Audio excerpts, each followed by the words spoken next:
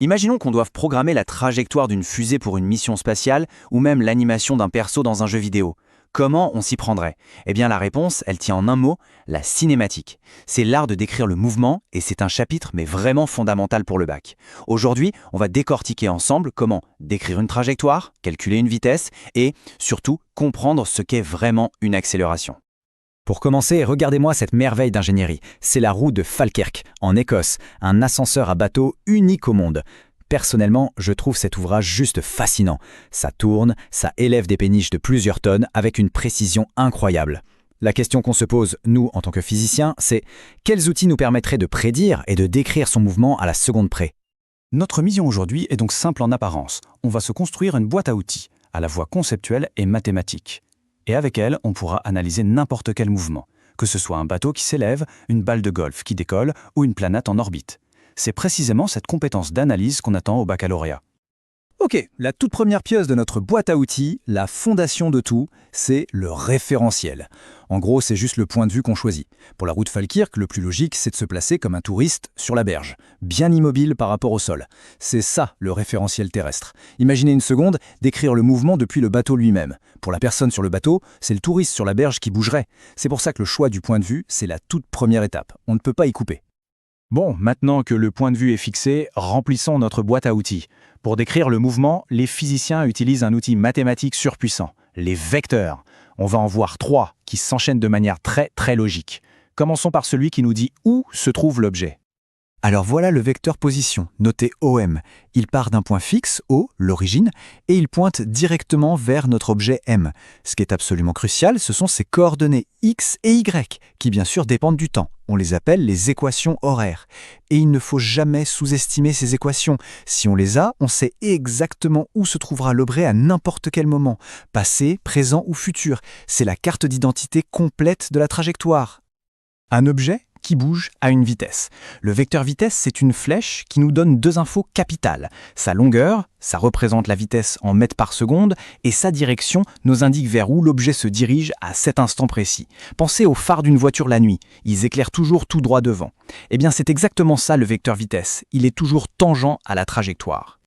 Alors, comment on passe de la position à la vitesse? C'est là qu'intervient le lien fondamental de la cinématique et notre meilleur ami des maths, la dérivation. Le vecteur vitesse, c'est tout simplement la dérivée du vecteur position par rapport au temps. Pour faire simple, dériver, c'est calculer un taux de variation instantané. Et la vitesse, c'est bien la variation de la position au cours du temps. Donc, pour trouver les coordonnées de la vitesse, on dérive simplement les équations horaires x de t et y de t. Mais attention, la vitesse peut elle-même changer. Une voiture qui démarre, un avion qui prend un virage. C'est là qu'intervient notre troisième et dernier vecteur, l'accélération. Lui, il ne décrit plus le mouvement, mais la variation du mouvement. Il représente la moindre modification du vecteur vitesse, que ce soit sa longueur qui change ou juste sa direction. Et c'est là que ça devient super élégant, c'est que la logique continue. Tout comme la vitesse est la variation de la position, l'accélération, elle, est la variation de la vitesse. Mathématiquement, l'accélération est donc la dérivée du vecteur vitesse. C'est une magnifique cascade logique. On part de la position, on dérive une fois, on a la vitesse. On dérive une deuxième fois et on a l'accélération. Cette structure est vraiment au cœur de toute la mécanique. Du coup, pour n'importe quel exercice de type bac, la méthode est toujours la même et elle est affichée ici. C'est une recette en 3 étapes qu'il faut maîtriser à la perfection. On part des équations horaires, on dérive une première fois pour la vitesse, on dérive une seconde fois pour l'accélération, c'est systématique. Parfait. Maintenant que notre boîte à outils est prête, retournons à notre problème de départ, la fameuse roue de Falkirk. On va appliquer cette méthode exactement comme dans le sujet 15 du bac pour analyser son mouvement de manière rigoureuse. Allez, on passe de la théorie à la pratique. La première compétence au bac, c'est de savoir extraire les informations pertinentes d'un énoncé. Ici, on nous donne un rayon de 12 mètres, une durée de 330 secondes pour faire un demi-tour et 2 adjectifs cruciaux. Le mouvement est circulaire et uniforme. Organiser ces données dans un petit tableau, c'est une excellente habitude à prendre. Ça aide vraiment à y voir clair. Alors, ça veut dire quoi circulaire, uniforme? Circulaire, bon, la trajectoire est un cercle, facile. Uniforme, ça veut dire que la valeur de la vitesse est constante. Mais attention, le vecteur vitesse, lui, n'est pas constant, parce que sa direction change à chaque instant. C'est comme conduire dans un rond-point à 50 km/h constant.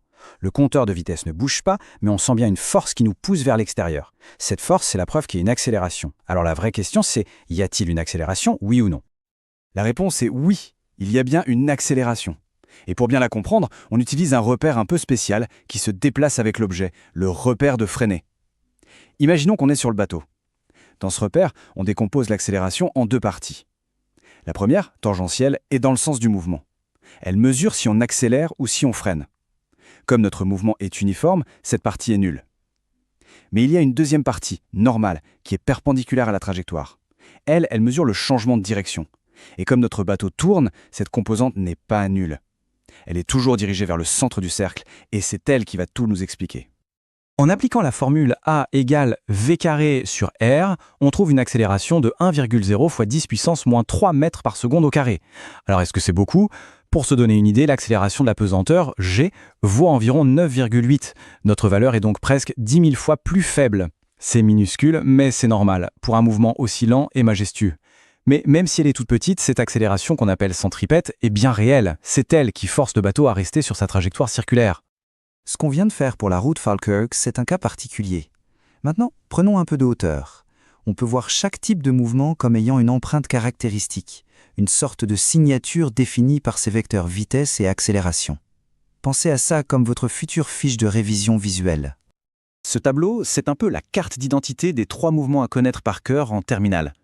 Regardons bien la logique. Si rien ne change, ni la vitesse, ni la direction, c'est rectiligne uniforme. L'accélération est nulle. Logique. Si seule la valeur de la vitesse change de façon constante, comme une pomme qui tombe, l'accélération est constante. C'est le mouvement rectiligne uniformément varié. Et enfin, notre cas, circulaire uniforme. La valeur de la vitesse est constante, mais la direction change.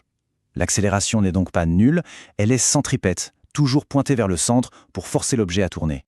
Pour finir, et c'est peut-être le plus important, parlons stratégie. Avoir les connaissances, c'est une chose.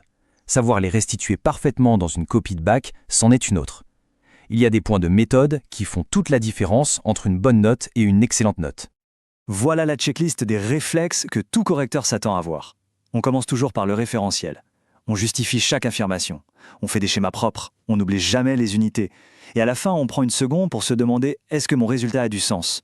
Considérez cette checklist comme un rituel avant de rendre la copie. Croyez-moi, c'est cette rigueur qui fait toute la différence.